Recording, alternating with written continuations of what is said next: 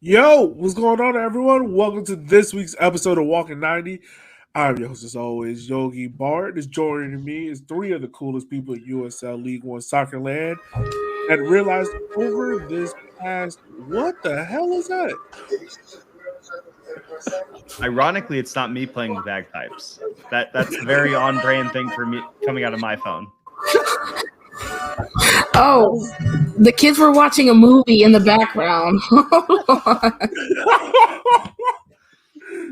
Oh, wow. Yeah, I was literally at a concert Tuesday night where a guy was playing Pow Shin Bones, so I suppose a bagpipe is really not out that far out of my. I mean, that was is very on true, brand for it Gio. to be WrestleMania weekend. So that was fun. Yeah, that was fun. Guys, let me get back to it. Let me start over again. Welcome to Walking 90, the show that gives you all the insight into all the vibes and chaos of USL League One and the sheer utterness, funniness of everything. Joining me on the show this weekend is someone that has a trombone literally playing in the background with her. It's Eb. How are you doing, man? It was Jumanji and good. Okay, new Jumanji or old Jumanji? I was just about to ask that. I think it's the new one with The Rock. Oh, You need to punch them kids in the face. look, if you're gonna play that one, then it's valid. Yeah. All right. Also joining me is a guy that is going to be operating the camera for this upcoming U.S. Open Cup game. Mr. Kyle Carr, how are you doing, sir? I'm good. The kids are home because daycare is close for spring break, and I'm getting by. I can see the pain in your face. It's been a week. I believe it. And last but not least is a guy that had to put the baby to sleep, but hopefully Union Omaha can stay awake this week. Is Mr. Chip. How are you doing, sir? Really great. No one should have told me that there is a giant golden phallus sitting in the middle of downtown Knoxville because I'm just making a lot of sophomore dick jokes on Twitter this week. Excuse me? So it's called the Sun Sphere. It's like it was for the World's Fair in 1982. I'm going in incognito mode to look at this up because I don't. So I've been on the UA local Discord all day because there's a lot of photos of it. So there's a really, I'll make the joke from the. There's a lot of low angle shots of it, so it looks bigger. And my wife's like, "It's not as tall as you think it is. That's just a really good angle." Oh, so it was just soft. As it fully awoken yet. Okay. No, yeah. There's a lot of immature jokes you can make out of this thing. There's a lot of immature Perfect jokes. Perfect podcast. Great start. But no, it's good. I am also glad that my daycare doesn't have spring break. They are taking 2 days off for Easter, and I'm already like, that's a lot of time off. But we're gonna go and have a little vacation instead. So that should be fun. Was gonna try to go to a Colorado Switchback game, but it's $30 to get in the door, which is absolutely crazy. But I'm used to those League One prices, I guess. I was like, $30? That's fine. That's all right. Well, it's more of convincing Kristen to go. And for $30, it's kind of I don't like it. They're playing Pittsburgh. So it's I don't like either of these teams. And Omaha plays at 8 or 7 local times. So it's the same time. So it's I'll just sit at the bar at the hotel and watch the game, I think. Yeah, there you go. That's not bad. It's not a bad call. Well, guys, I say, before we head into it, Kyle, I'll let you break it. I'll just put it up on the screen and let you take it from here. Yeah, so unfortunately, there is a member of the Madison soccer community who senselessly got murdered while he was at work. Long story short, someone was very upset and decided to resort to violence that was absolutely unnecessary.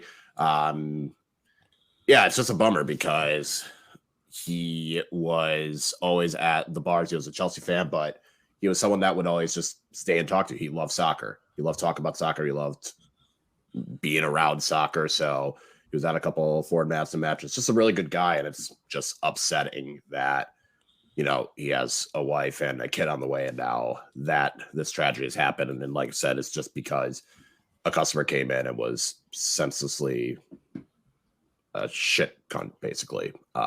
So yeah, there's a GoFundMe. I know there's been over $10,000 raised, which is huge and greatly appreciated. But yeah, it's just, again, the senselessness of the violence and, being killed at work just because someone didn't get what they wanted. It's always just like really tough. So yeah, it definitely is very tough. It's definitely everything that's going on, and definitely for those out in Nashville, our heart goes out to y'all because it affects me because I'm a teacher and it sucks. And we should not have people that are more comfortable with guns than they are with the life of a human, regardless of what they think or how they feel, or and also a lot of the discourse around the trans or the LGBTQ plus community is very nasty, and some of the coverage around that has been very disparaging as well. So for all those that feel as if no one's caring about you or no one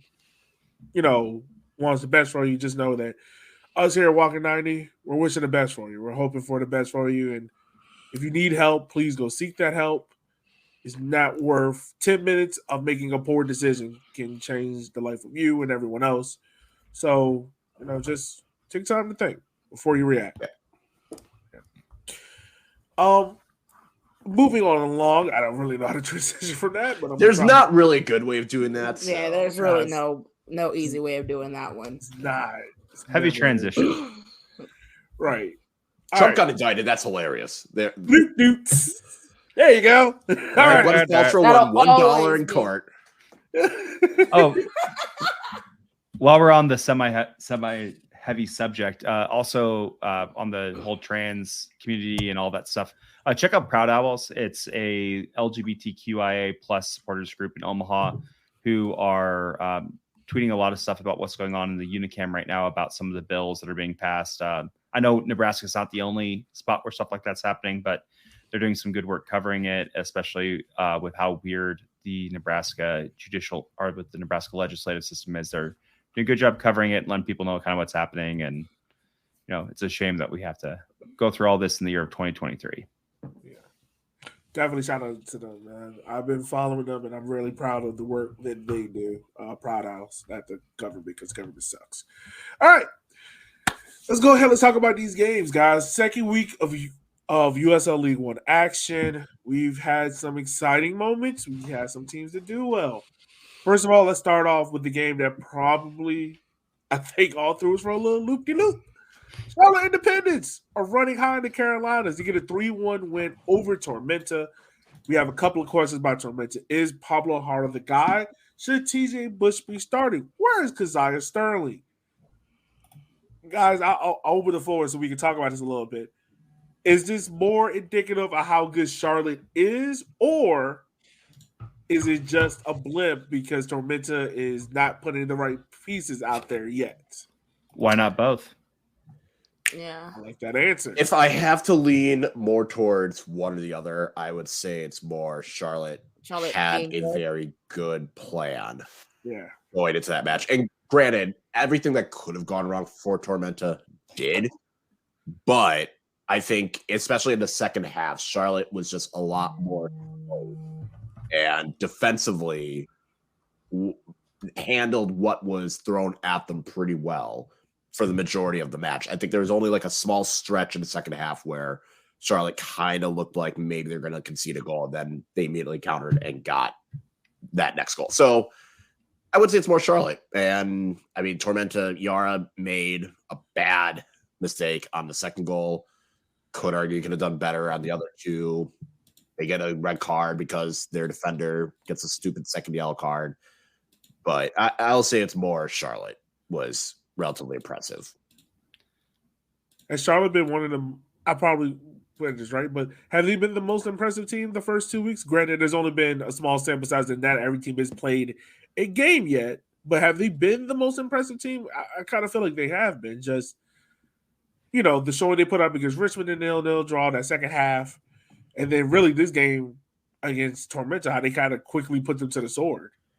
They haven't allowed a goal from open play all season, which if you had told me that 2 weeks ago, I would not have believed you. Oh, it's been 2 games. Hold on. Well, like I said, a small sample, very, very small. But sample. they played Richmond and Tormenta, and you're telling me they have not allowed a goal in open play. I would have been like, yeah, nah.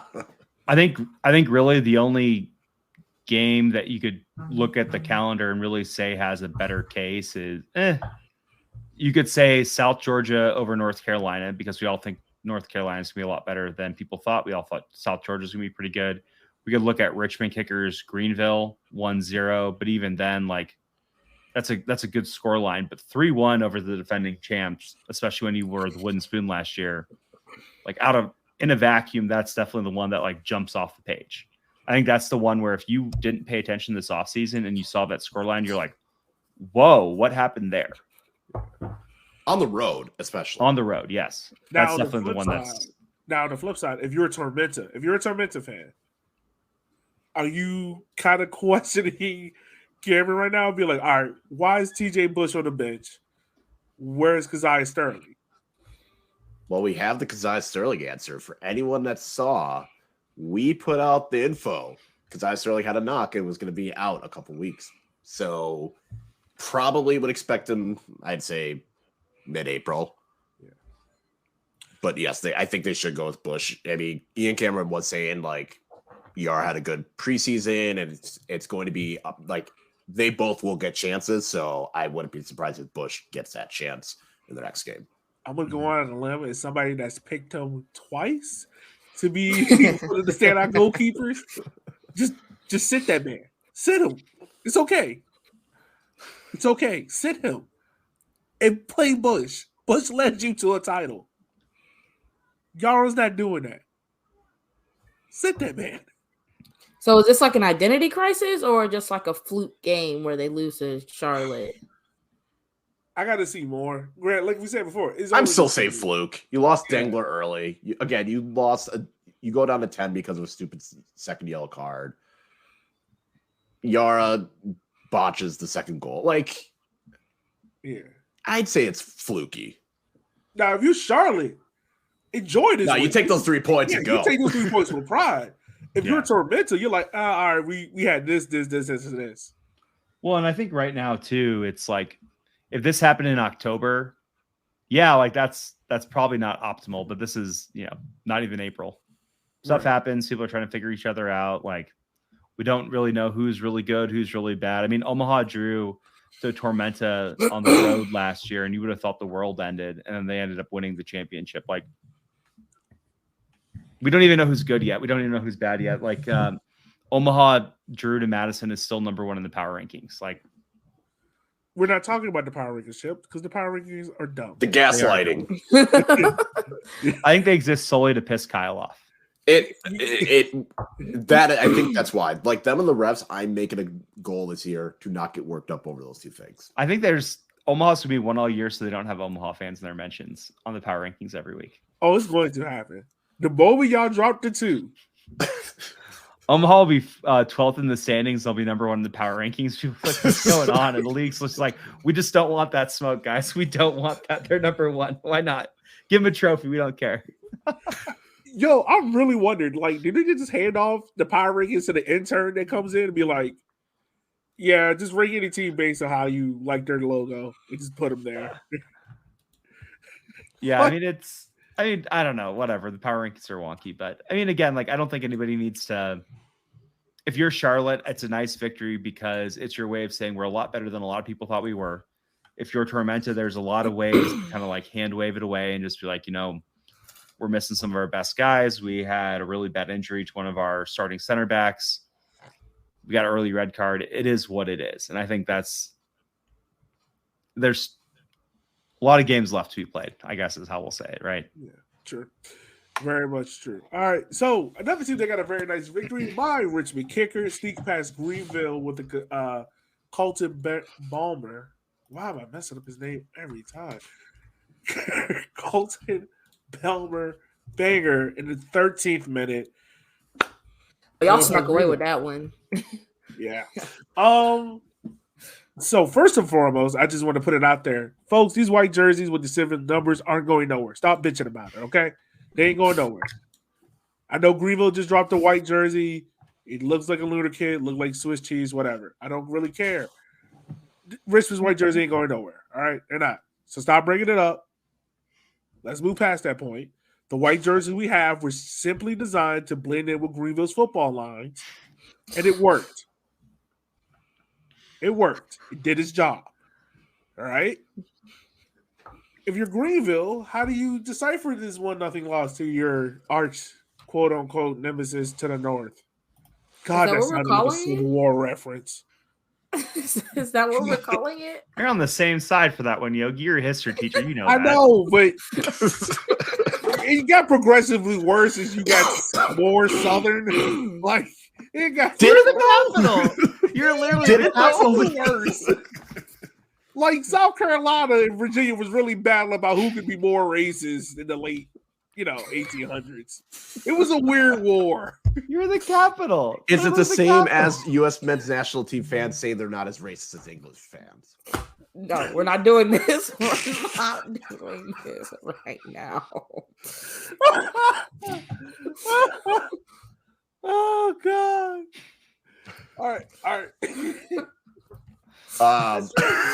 That's true. That's true. I don't know. Okay. Greenville took 14 shots, and only 2 were on target. 5 of them were outside the box. 9 of them were inside the box. It just, I don't know what to take from Greenville because it just felt like as the game progressed, they're trying more and more just to create something. I think if anything, Richmond being able to stay compact defensively and not allow as many clear-cut chances is a encouraging thing to see. But I don't know. If you're Greenville, I wouldn't. It just wasn't your day. Like, I don't know. Like, they definitely could be better. It was interesting seeing the starting lineup. Like, I expected Labovitz to start, and he did, and he came off the bench at halftime. But I'm sorry. I'm so sorry. Okay, sorry. I was like, "What happened?" Oh, okay, now I see.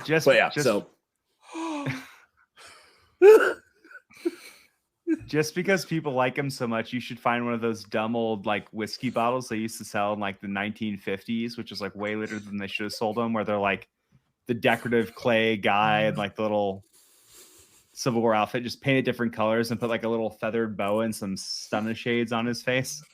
No, leave it up to the league. They'll figure it out. Oh, that's true. The legal thing. The league is not endorsing a Civil War derby. What's not even historically accurate? It's not like the Revolution's still in the league or something. They are not endorsing that. A whole derby based on racism in the Confederate. No. I would hope not. Ooh. All right. Well, and I think that's the thing too, is it's not a secret on how to beat John Hart's teams. You get up early and then you pack the box and say you can score again. And they kind of had problems with that. Richmond got up early in the 12th minute, and then that was God damn it. See, this is why we can't have 90% of the league in the Southeast, okay? This is why we need to expand. We need some teams up north. We need some teams out west. All right, come on. We got to stay on track. We got a long episode. Again, we know how to beat John Hart's teams. The problem is always like, can you get up early? If you get up early, it messes them up. It takes them out of their game, and that's what Richmond did. They got up early, and they said, "Okay, score." And Labovitz is on the bench. They force score. You guys up front. Y'all have a good night. Also, okay. I'll take it from there. The other thing about this game that was really interesting was that we had no Akira. Will Palmquist was starting in this, and he did a fantastic job. Kept the clean sheet in his first full 90 debut. I was making a point on River City 93 that pretty much right now Richmond is relying on their defense, but they're waiting for the attack to gel and get better fluidity. And that's fine. I think Richmond and Darren are cool with having the defense being the star of this team. If you are Greenville, I think there could be a little frustration just because you weren't able to take advantage of the new goalkeeper coming in, but it shouldn't be no more than that. You shouldn't be overly frustrated. I think Greenville will be fine. I do have slight concerns that you are starting a 33-year-old striker and thinking that solves your striker issues, but that's a different issue for a different day. Also, shoot your shot, fam. Devin Boyce. I don't know if he needs more. Oh God, not the Carolina. I don't know if he needs more game time, but he did not look sharp in game one. He's also coming off a pretty big injury too. New system. Yeah, I remember you saying that last year. Yeah, so it'll be interesting. I mean, he was a real big impact player in League One. Granted, that was in a kind of a different system and everything up.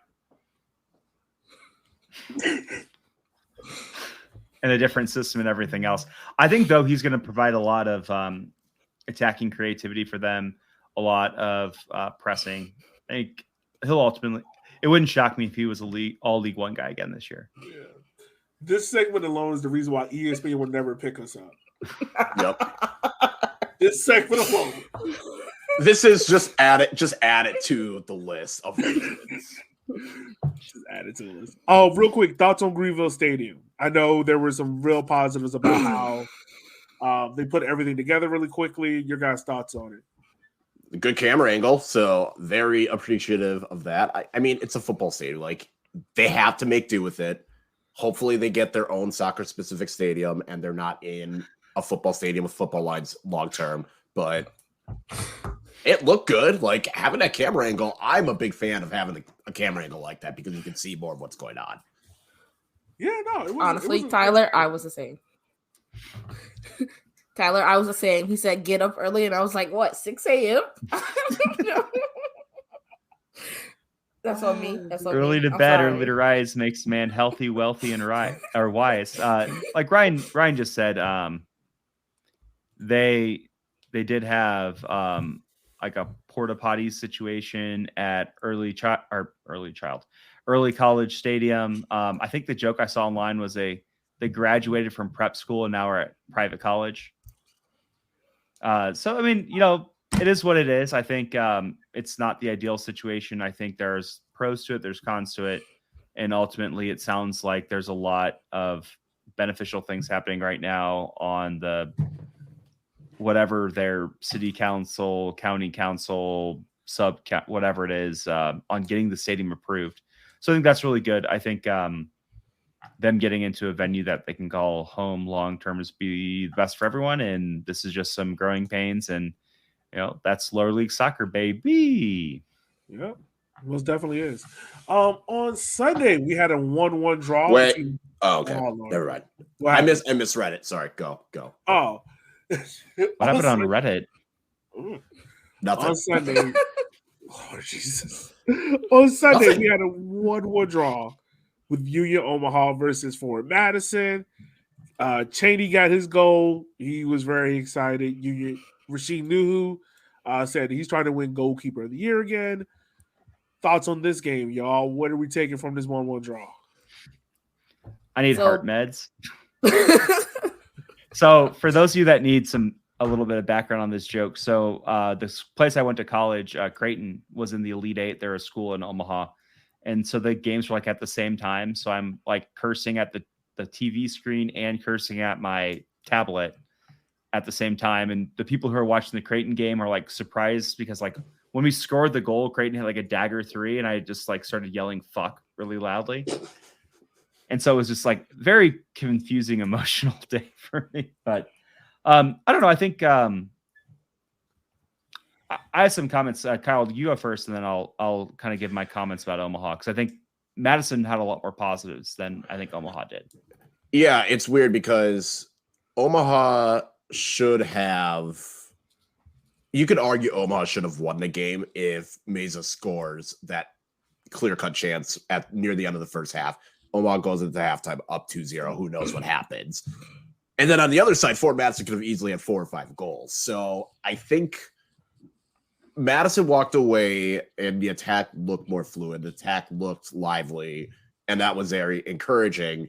And the defense, once it got to the second half, it seemed as though defensively they were much more solid and were the better team. So it's weird that both teams probably could have pointed to like moments and been like, if this had gone differently, we would have won this game. But I think there was more positives for Madison to take away from it. To go on the road in Omaha is never an easy place to play. So to walk away at the point is good. Arguably could have had 3 points had Nuhu not stood on his head. The attack looking good, which is something that is a rarity in Ford Madison. So I think there was a lot of positives to take away from it. And besides conceding another goddamn set piece goal, not a lot of negatives that you can really look at. So I think overall Madison should be pretty encouraged. And Omaha, I think they can look at the first half and say, okay, whatever the new coach is trying to implement, you can see it and it's going to work and it can pay off. But definitely in the second half, they didn't cope with whatever adjustment Madison made. It looked like they tired out very early in the second half. Yeah, I think for Omaha, they brought back a lot, but it was mostly from the midfield and the attack, which I think Omaha's strongest unit last year was the defense. So I think for Omaha, the biggest two questions in the offseason was, one, essentially our whole defense left besides Nuhu. We know Nuhu's amazing. And we saw this in this game. If Nuhu hadn't been Nuhu, we definitely would not have won. So I think a lot of the defense, I think, is just gelling. Defense is one of those like weird positions where it's a lot about cohesion and teamwork and things like that. It's not so much about like individual talent. And so as they get a little bit more experience, hopefully that gels. I think the biggest concern is probably on the attacking. You still only scored 1 goal. There was that Meza chance right around halftime. But if you're an Omaha fan, especially bringing in an offensive-minded coach, and it's not like there's no reason to like be up in arms or be alarmed or anything like that. But that's definitely one of those ones where if I'm an Omaha fan, like I have some questions just about everything on the defense and the offensive side of the ball. Our ball movement looked good. Our keeping looked great. Defense looked pretty solid. I mean, we definitely like lost Cheney a couple times, just something that it just happens with experience. And with Madison being a new team too, like maybe you don't have that in your game plan of like, make sure there's always a guy watching him. So if his main mark misses him, someone else is coming back to cover. And, you know, we'll see. I think the big test is going to be this week against Knoxville on the road. We all had Knoxville ranked as a playoff team, I believe. So going to Knoxville, getting some points, probably going to say a lot. And Omaha and Madison are always chippy games. And so who knows? Maybe you played up, maybe you played down. We'll see what happens. But I think if I'm a Madison fan, I'm pretty happy with that game overall. And they look pretty solid. Looks like they have a lot of answers for a lot of the questions that I think they had in the offseason. I think there's a fair analysis. The last game, my bad. I got a question for you. Oh, there you go. Chip, we were talking about it. In the group chat. Mm-hmm. You asked, did you learn anything about your team from this game? It's your first one. What are you hoping to see improved from this first game so that you can hopefully learn a little bit more? Yeah. About so what I think this looks like. Yeah. So I think the backline being more solid, I think is something that needs to get better. We can only rely on Nuhu so much, and we're that scorpion kick from Cheney in the last like minute, but that should be it. That's a Nuhu saving the game, and I think that's something where it's their first game together as a unit, and hopefully they learn some stuff, to figure some stuff out. I don't know if the back line's necessarily set even, and so kind of figuring out what's going on there. And I think the other thing too is just figuring out that offensive identity, because again, we had 1 goal and we tied. Someone made the joke on Discord that Omaha's in midseason form already, so it'll be interesting. And I think again, with so many new people on the team and a new coach and a new system and everything else, you really have to figure it out. I think Brandon said it where he said, we won't really know what Omaha is until week 10. And luckily in this league, it's going to be pretty tight. We think it's going to be pretty close. And I think that's, as long as, if you're getting a draw right now, it's a win. Like, you just can't be giving away points, because you're going to need to make a push probably at the end of the season to do whatever they want to do. And it's about learning right now. It's about getting together. It's about unit cohesion. And trying not to make any mistakes. They're going to bite you in the ass down the road, I think, for Omaha. And Knoxville should be interesting. And hopefully they win. We'll see. I still don't know what I think they're going to do. Well, we'll definitely keep an eye out for that and see how Union Omaha progress. Definitely with U.S. Open Cup weekend coming up. But the last game of the weekend that we saw happen was NoCo versus Chattanooga, where Parr made his return. If a lot of fans are not aware, Parr made his return from testicular cancer. So he started. I believe he started, right? Yep, he started. Started on the weekend and a 0-0 draw for Chattanooga. I didn't watch this game personally, but guys, I did. You did, yay! Why? I mean, well, so it was kind of the Greenville Richmond game was. I watched that first, and then I went out for a birthday dinner with my parents and my brother. So I missed the rest of the Greenville Richmond game, but by the time I got back, the Chattanooga NoCo game had started, and also because Tormenta got delayed because of weather. Long story short, both teams probably should have scored. NoCo was dominant in the first 15, 20 minutes, could not walk away with anything, which was surprising. Then Chattanooga was kind of finally able to settle in. Both keepers made some pretty good saves, but each team should have had 2 or 3 goals. Like NoCo should have gotten a goal early. Chattanooga had plenty of chances early in the second half. I was expecting more chaos. It was not chaotic, so I was kind of disappointed. But I don't know. I feel like it didn't really answer any questions because I don't know what Chattanooga did not play as physical, I would say, as they have in the past, which isn't surprising. But basically, Arthur Rogers is not even playing as a wingback. He is a winger. He's just straight up a winger at this point. He's not defending. Like the damn heat map, his damn heat map was basically the attacking third and the corner because he was just whipping corners in left and right all game. And he'll still win Defender of the Year. Yes. So that's pretty much the match. I could not take much away from this game besides both teams probably should have scored, but both keepers made some impressive saves. what a vibeless and chaotic, and there's no real way to say less chaotic. It was just a bleh weekend for our vibes and chaos. I mean, unless you count like those last 6 minutes of Omaha forward. I mean, wasn't that the same way as the Civil War? It was just kind of meh after a while. True. Which one? Yeah, this is also true. Outside of Gettysburg, nothing else happened. Well, Abe Lincoln might think a little bit different on that.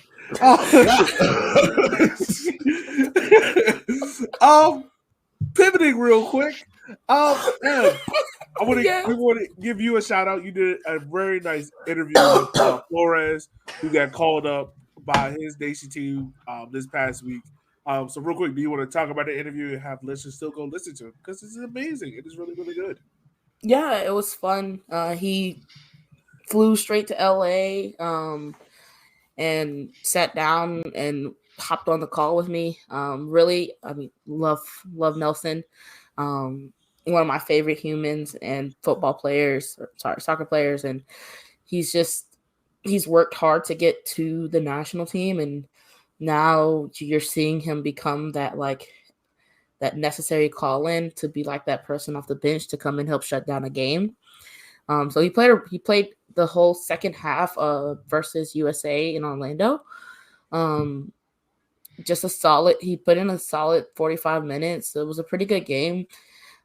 If you didn't watch it, USA won 1-0 off of a Pepe goal. Like he subbed in and like his second touch, it was a goal. I'm like, what the fuck is this? He's taking that non-call up to the World Cup personally and just saying, fuck you. I'm going to steal Gio's joke and say he still hasn't scored against Greenville. Right. He's just scared of League One. That's all. It's okay. But yeah, it was a really good interview. He let us know all about his favorite spots in El Salvador and just what an honor it is to play for El Salvador whenever they're here. So I can't wait to see him play for Gold Cup later this year. Hopefully he gets the call up, and hopefully he's a part of that progress and that progression towards the 2026 World Cup for El Salvador. All right, that would be awesome and great to see. Snap! I lost my notes for a second. No, I mean, we also had like a couple other guys get called up. I don't think Alex Anderson played in one of the games for the friendlies, but he did get called up. I thought he did. Or was that? I think he played the second one. Second or Wait, third. they didn't have St. Grenadier. They didn't have the Nations League. They did, but he wasn't in the 18 for the first game. Okay. And he was in the second game. I think he played. Yeah. Well, yeah, definitely. We'll be rooting for him and other players. Hopefully, they get more calls. But it's always cool to see when somebody from this level get calls up, and they are an important contributor to their national team. And it's huge for the growth of the league. Huh? I was gonna say it's huge for the league as well, having talents like that come in. It just shows like that this is real football being played. These are real players. These aren't just like some scrubs. These are guys that are playing for their national team. It's guys that are making moves up and down the pyramid, and it's real good stuff. And the more of that we have paired with the youth development, it's just going to be better for the talent level in the league and the development and the talent level on the field we all see. Yeah, and he really credits John Bradford with like helping him develop and get back into the national team scene.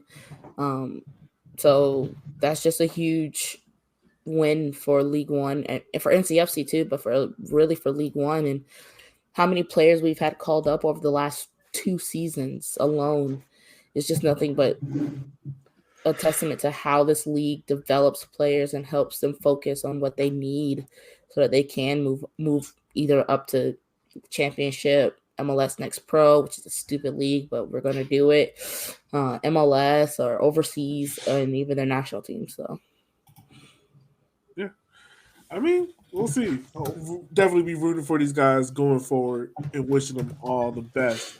So, upcoming games we got coming up. Let's start off with One Knox versus Union Omaha. Can One Knox keep up the momentum of their opening win, playing against Union Omaha that's coming off a draw? Guys, real quick, what do we think about this game? It's going to be interesting to see how Knoxville approaches set pieces, because if there's one thing that they were really dominant on and looked impressive, even though they didn't score besides the penalty against Lexington, they seem like a team that's going to want to get set piece opportunities. And Omaha has historically been very good at attacking set pieces, and they scored their goal last week from a set piece. So that's going to be the main interest for me. And then also, can Omaha's attack try and bother Knoxville's back four? Because that is a good back four that Knoxville have. And I think if Omaha wants to walk away with anything, they're going to need that attack to perform better than they did against Madison. I mean, for sure, but we've also seen that One Knox can't defend. And I think that's why. I was going to say, I think that's why it's so important that Omaha shows some life on that end of the ball. Knoxville has a pretty solid defense versus Lexington, a team that we all have rated pretty lowly. They had kind of a meh performance. And so I think for Omaha, this is potentially an opportunity for them to show they have a good offense, especially because it's them, then Fuego. So you have Knoxville, and you have a team that we all have dead last in the league. So this is your opportunity to get some confidence, get some guys some good minutes against some teams that people don't, are kind of on the fence about. And I don't know, it'd be interesting. I think you're going to learn a lot about Omaha going on the road these next 2 games, and it'll be interesting to see what happens. And hopefully it's a good lesson. No matter what happens, though, they'll be number 1 in the power rankings. So that's all that really matters.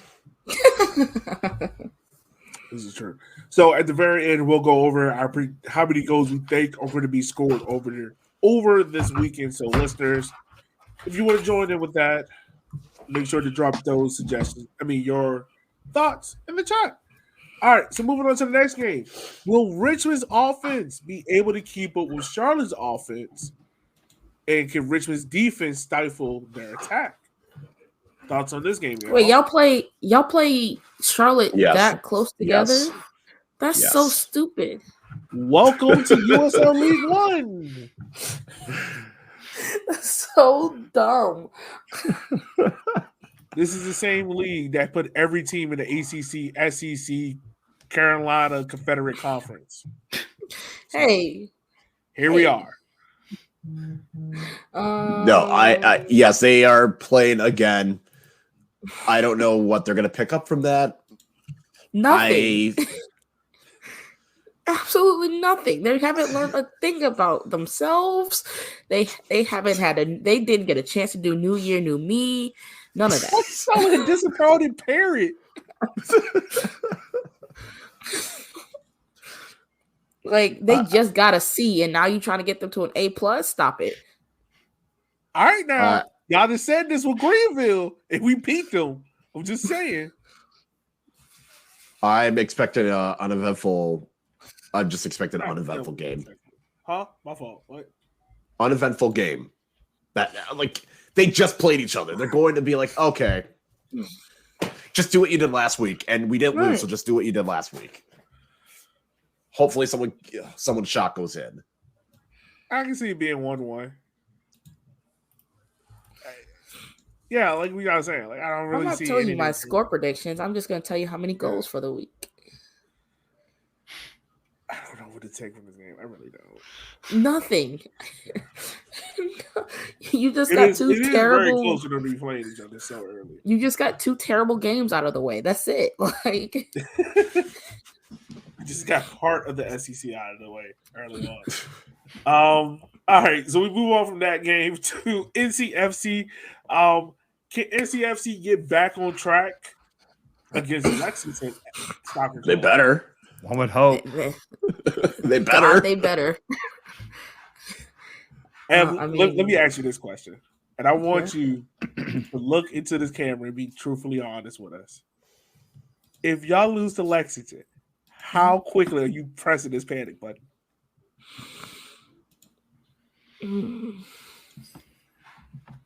Oh, you slammed the shit out of that motherfucker. If we lose to Lexington, I'm hitting it. If we tie Lexington, I'm still hitting it. But also, if we can't figure out Lexington, a team that we just saw defense optional, can't defend the counterattack, backline of sure, like I don't know. Then I got some questions I have to ask. Anyone else thoughts on this game? You can't start your season with 2 straight home losses. So NCFC needs to get this win. I agree. All right. Again, my comment is I think NCFC, if they don't want to be bottom of the barrel again, winning games like this is how you make sure you're not the bottom of the barrel and make sure you're a playoff team. But I think Lexington too, I think they kind of were surprising a bit against Knoxville. And I think, like we said, they could be the biggest surprise just because they signed a bunch of college kids. Those kids traditionally have a lot of high upside, but they also have a lot of downside. And so if Lexington's going to surprise us and not finish towards the bottom of the table, like maybe they're going to win this game and come out. Again, there's a lot of question marks, especially with the new team, new franchise, everything else. And it could be a lot more fun than we think. If Lexington gets time on the ball, they can do some damage. Mm-hmm. So North Carolina just have to make sure they have a pressing plan in place. Okay. So also we have Fuego, who finally kicks off the season against Chattanooga, and Fuego apparently heard Kyle, and they decided to not only update their roster, they decided to actually sign players and say what players they signed. So guys, I'm asking you, does Fuego get the surprise win against Chattanooga? No. Fuck if I know. Hell no. Fuck if I know. I don't know this team. I don't know either of these teams. What's the bus route from Dave and Buster's? Oh, wait, was that this weekend? That was this past weekend. Last week. Please tell me someone has photos of this. There is a Dave & Buster's in Chattanooga. So quick, Dave & Buster's. What's everyone's favorite arcade game? I don't Like know. not like good ones, like the dumb like Chuck E. Cheese ones. I haven't been to Dave & Buster's in so long. I've never been to Right. Dave & Buster's. I just assumed that was like some weird thing you saw commercials for that didn't exist. I like the one where it like went around the light. I went to Dave & That's a Buster's fun recently one. just because they had a promotional deal on pizza bread. The fuck is So that? it was like, hey, it was a good deal. It's bread with pizza, I guess. I don't know. No, it was a good deal. It was like get a medium-sized pizza bread for like $10. And you I legit have not been to Dave & Buster's in like 7 years when I was in the cities. There is one in Madison. It's not that far from my house. I mean, Little Caesars does like the $5 hot and readies, which is a great deal, but I still haven't gone there. Hey, hold on. Don't sleep on Little Caesars. We will not slander Little Caesars. Now. You're grown. You have adult money. So? We used to go there in college, and it was fine. Look, it was true to its mantra. It was hot and ready. Yeah. Yeah. What playlist are you playing, Ebony? Sounds like an intro to a Metallica song. Right. Like, all I'm imagining is Mario Riviera walking out playing Enter the Sandman. But to answer Chip's question, any of like the racing simulator ones, games, love those. I don't know what the fuck they expect out of these two teams because Chattanooga did not give me any indication of who the hell they were last week. And Fuego thankfully heard us and updated their website and everything. That didn't do anything for me. They signed some like Liga Meki's veteran this week too. Just like recently. Okay. They also added like championship defender, which good. They're signing players, so at least I know they have players. But yeah, what quality they are does not tell me anything. It's better than Charlotte last year.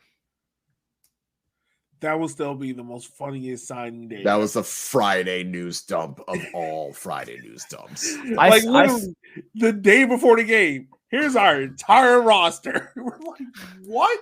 I still think they should have waited for game day and just like announced them on the first game. Just like, whoa, that's our starting center. Whoa. Yeah, I mean, missed opportunity. Oh man.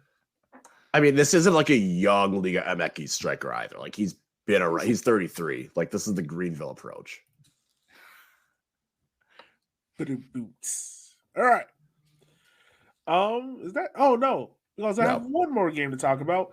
How will Tormenta fare against NoCo? Does Tormenta get back on track? We talk about a lot of teams getting back on track, almost like the Underground Railroad. Which, proud of you, Harriet.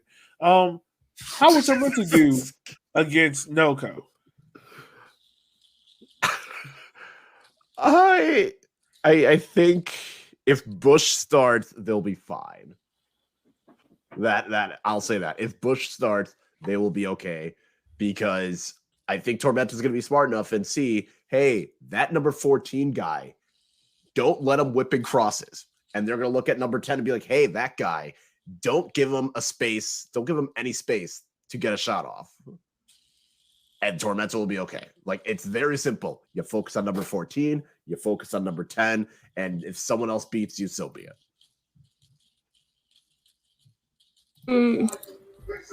I think they finally just come out and just start shooting, hopefully. And they just put a few in the net so that they can finally like shake off whatever is happening with these first two games. I mean, that first game was obviously against us, and it was a game that looked like it could have counted. It shouldn't have counted, but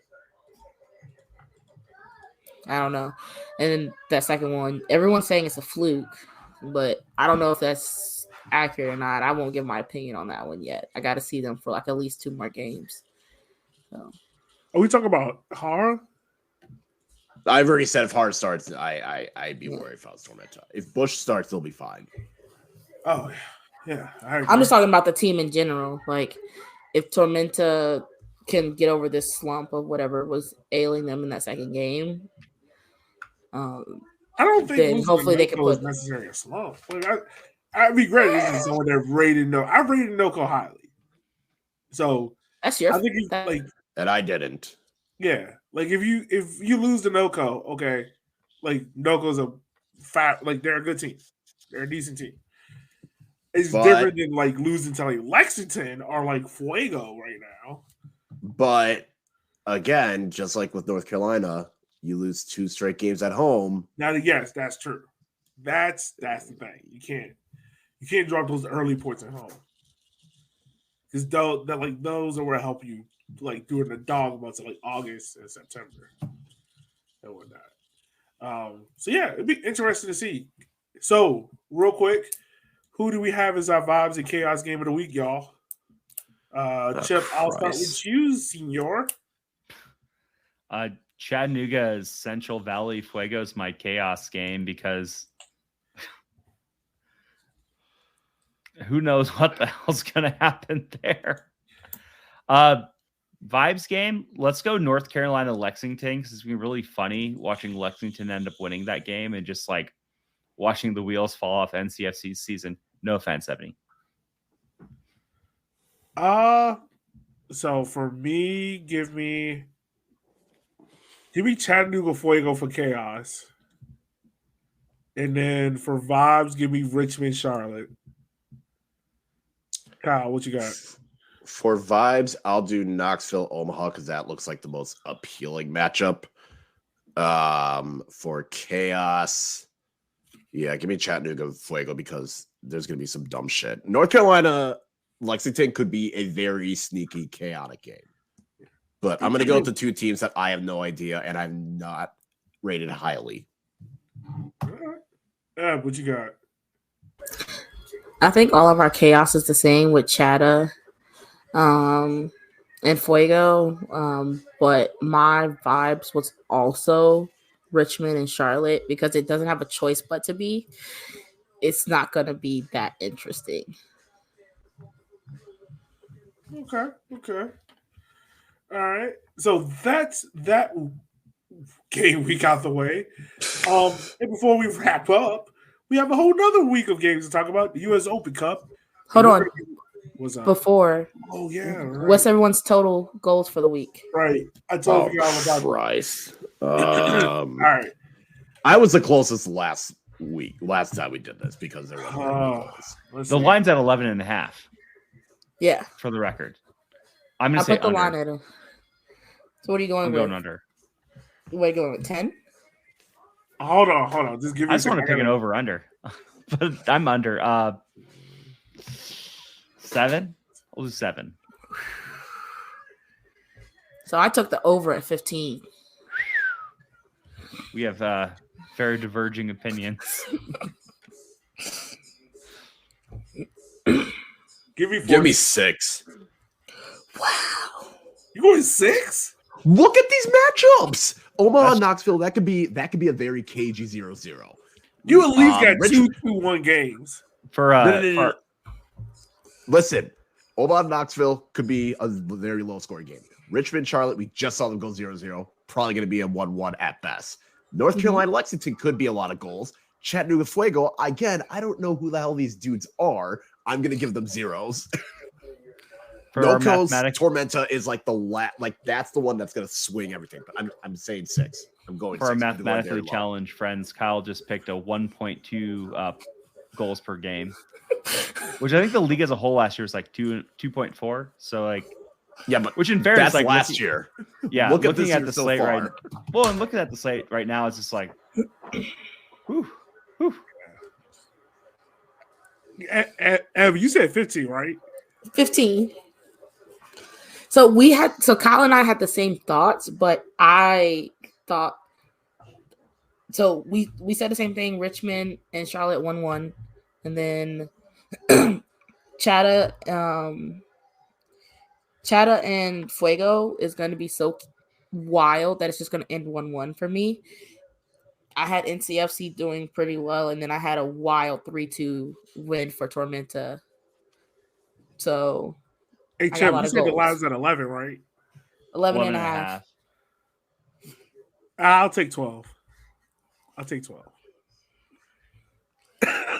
have no faith in these dudes. Well, I was so disappointed. Also, for the record, You can't push 11.5 goals. I realized that after I tweeted it. I wasn't going to say anything. I was going to say the line that we're not like summing up the overs from Vegas or something. Like we just made that number up. 11.5 is a made up number. Yeah, I just picked it. I was like, it could be a wild weekend. It could not. But if I put it too low, everyone's just going to pick over. If you're betting on League One, you're kind of a sicko. I'm just going to say that. I think we're all low-key sickos at this point. That's true. We're really weird. Hey, but I don't have any money on the line. That's the big difference. No. Yeah. No, if you're betting on League One, you got questions. Yeah. No, I if it is 6, I'm gonna laugh my ass off. That's all I'm gonna say. No, if I get this right, I'll laugh even more if it's 6.5. You know what? We don't have VAR yet, so we could decide half goals. Yes, we're not doing that. If we were deciding half goals, Madison would have won on Sunday. Exactly. We would have won last week. 3 points for us. True. So yeah, last before we wrap up, because we might not have a show next week, because this is a bi-weekly show because we have lives. We got US Open Cup matches. We have the official list of games that are coming out. Those games will be played on Tuesday and Wednesday, right? Wednesday. The only games on Tuesday are Ford Madison against Chicago House and Knoxville and Memphis. There we go. And then Thursday, Richmond versus Cleveland. So I'll go through the full list here. So we got Ford Madison versus Chicago House, One Knox versus Memphis 901, Charlotte Independence versus Appalachian, Loudoun FC versus NCFC, Louisville versus Lexington, Chattanooga versus Birmingham, Tormentor versus Rio Grande Valley, Union Omaha versus El Paso, Switchbacks versus Northern Colorado, Fuego versus Monterey Bay, Phoenix versus Greenville, and Richmond versus Cleveland. First, starting off with guys, who do we have on upset watch? So I'll start off. Question: which of them is the upset, Loudoun or NCFC? If you go by league, it will be NCFC beating Loudoun. I was going to say, who's going to tweet cup set if they win? I will fight. Lexington 100%. Lexington 100% will tweet cup set if they win, and that 100% as they should. As they should. Yeah. All right. So okay, this is how we do it. I will say the matchup. You will let me know if it's an upset, yes or no, and you will let me know if the League One team will progress, yes or no. Cool. Yeah. All right. And it's an upset for the League One team if they win. Yes. Okay. All right. First up, Ford Madison versus Chicago. Madison should win. I have Ford Madison winning. They should win this game. Yes. Yes. But the biggest winner of this is Peter Wilt. Yeah. He still wins the money, so it doesn't matter. Is this the game where they're selling the 25 ticket for? Yes.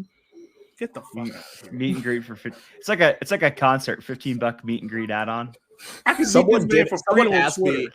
Someone asked me, are you going to the pregame chat? I was like, what the fucking pregame chat are you talking about? They're like the one on the ticket package. I was like, didn't even fucking know that. So here's my question. Does Peter Wilt have a silver sharp and he's signing glossy pictures? The con man of U.S. soccer. I will be doing camera work. I will not give a shit. I just need someone to do like the Simpsons monorail song, but put Peter Wilt's face on the monorail guy. That's what I need. Oh boy. All right, so all of us got Ford Madison going through. Yeah. All right. One Knox versus Memphis. No. I have this game on upset watch. Okay, so different. Are they actually winning or are we upset watching? Yeah, it's an upset. It is It's an if upset they win, watch. Yeah. If One Knox wins, they're tweeting cup set. And it would be a cup set. Yes. So I'll take One Knox. I'm taking this one. I have One Knox beating Memphis 901. I like One Knox too in this game. Yeah. Memphis hasn't looked super good so far. I agree with you. Mostly because We're I kind want of to split do on this one. I can see because Ebony doesn't. Kyle, you're like. I'll say Memphis. I feel like Memphis Yeah. is going to want to make sure to not get upset, so they will come out guns blazing. More than anything, I just want Knoxville to win so I can make my stupid Blue Yodel number 9 joke again. Boo. All right, next game: Charlotte Independence versus Appalachian. I have Charlotte getting through it. I think they should get through. Charlotte should win. Charlotte should win, but knowing how Charlotte does in these games, No, they'll win. They'll be fine. Oh, that's what you say. But we also said that about Florida Soccer Soldiers. Someone's going to be Hey, tweeting upset. think about that. Yeah. Charlotte is notorious for bluffing in the US Open Cup because this is the same team that lost the NCFC Fusion last year. They're not that far. So you got to think Appalachian and Charlotte are not that far from each other, and that yellow Sasquatch is everywhere. They could get shown up in their own home, which isn't a bad thing because it's better for both leagues, honestly. Well, they're in Boone, right? Is the game in Boone? No, I'm saying Charlotte.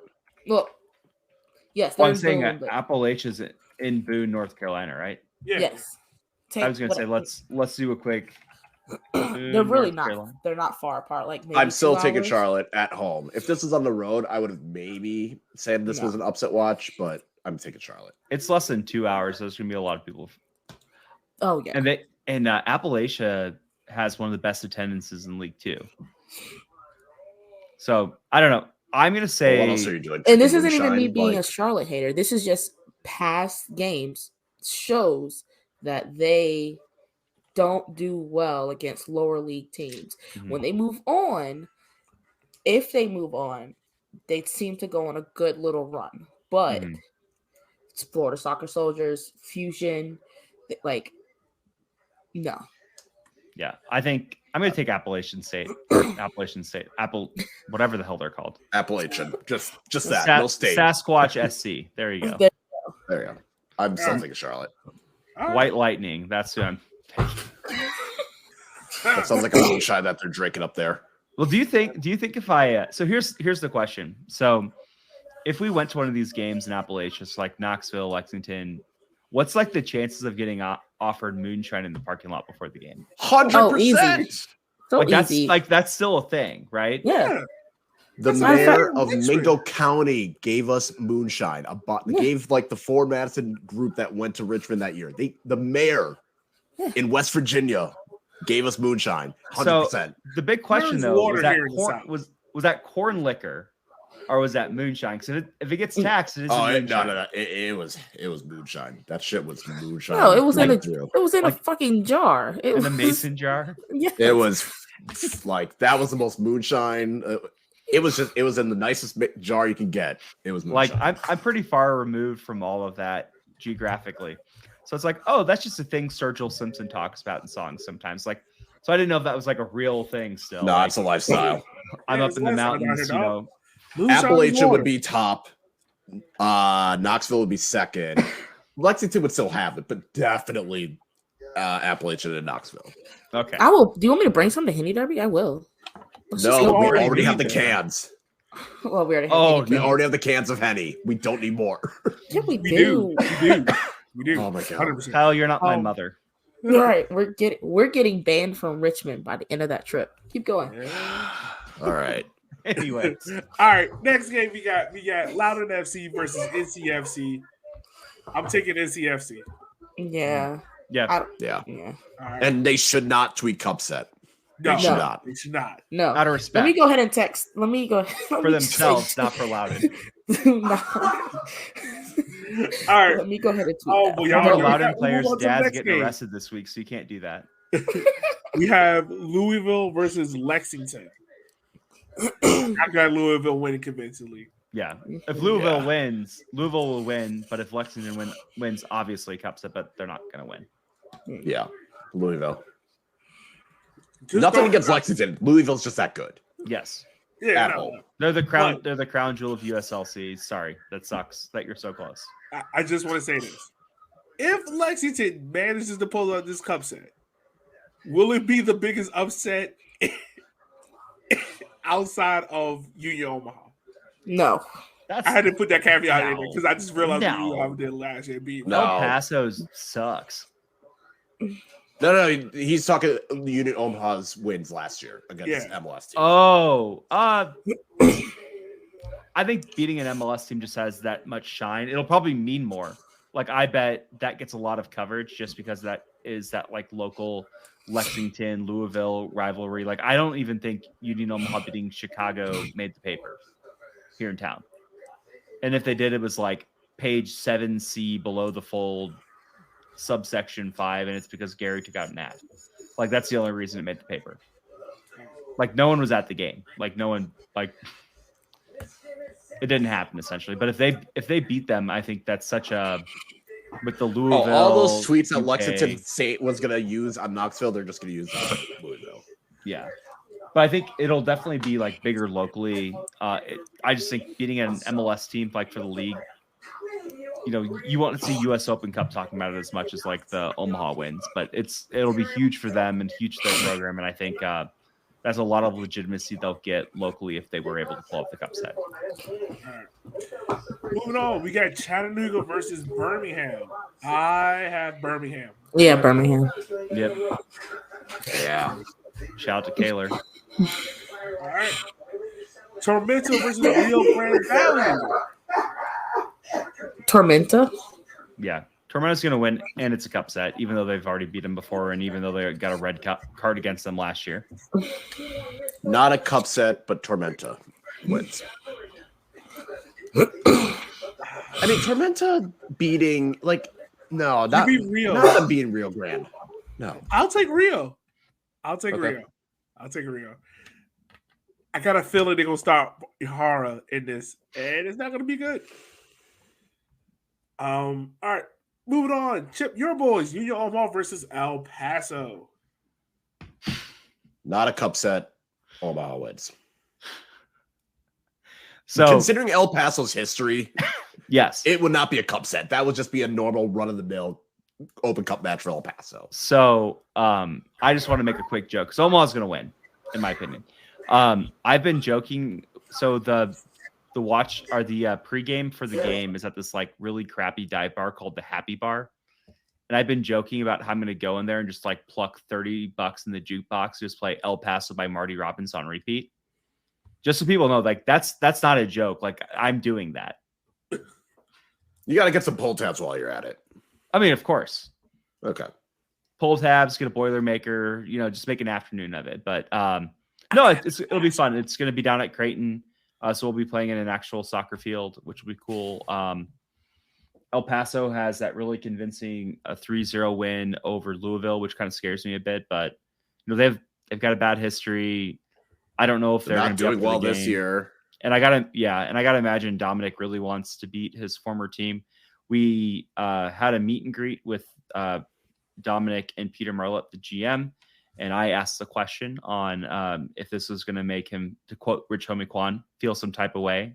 And he was very nonchalant about it. But I think it's really hard to play a team you used to coach for and not, you know, really want to come out and you just beat the absolute brakes off them. All right. I got El Paso, but okay. Moving on, we got Switchbacks versus NoCo and a repeat of last year's Open Cup game. Both teams lose.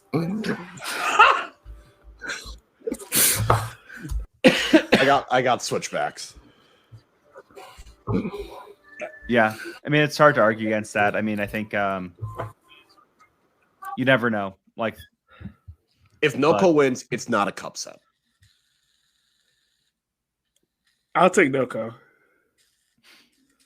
It is a cup set. I'll take it as a cup set. It's still a cup set. You're still going to tweet that out. Yeah, I'll take it as a cup set. For them, it's a cup set. Did it last year though? Like at that point, that's just bullying. If we're completely honest, I think the only team that just like out of a sense of pride, if they beat an upper division team, doesn't tweet cup set, is just Omaha because of like all the two MLS teams they beat last year. It's like we're going to save that for MLS teams, at least this year. But yeah, that's fine. Them and NCFC are the only two teams that can't tweet out cup set.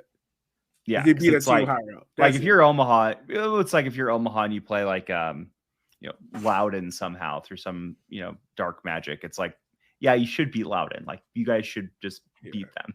Yeah, sure. All right, Fuego versus Monterey Bay. Both teams lose. There's gonna be a fist fight in the stands, not on the field. So, honest question: aren't these two teams? Yes. Pretty much from the Fresno Cup, they got defunct, and they're just pulled apart. So the owner of Fresno FC literally said, "Fuck you guys, I'm moving my team," and he moved to like the rich city, like an hour and a half down the road. And then Fresno's like the team that he bought and promised them the moon and the stars, and then just like folded their club to move to Monterey Bay. Well, this is going to be fun. Yes, this is going to be spicy.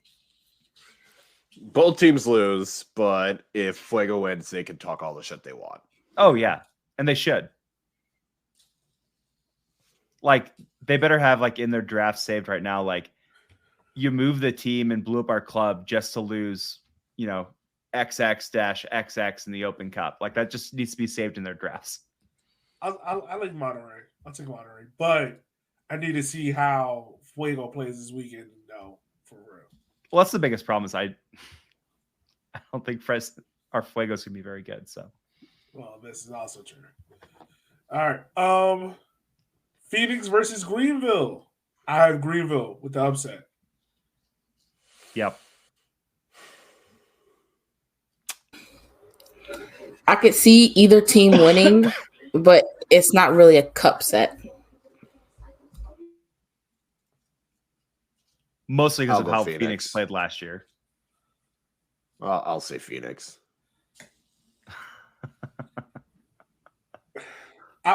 I'm taking Greenville just because they don't play this weekend and they got a whole week to prepare for Phoenix. Where Phoenix, I think we said it before, they got to play Saturday night in a derby game against San Diego, then the US Open coming, and then they got to go on the road to Alabama to play Birmingham.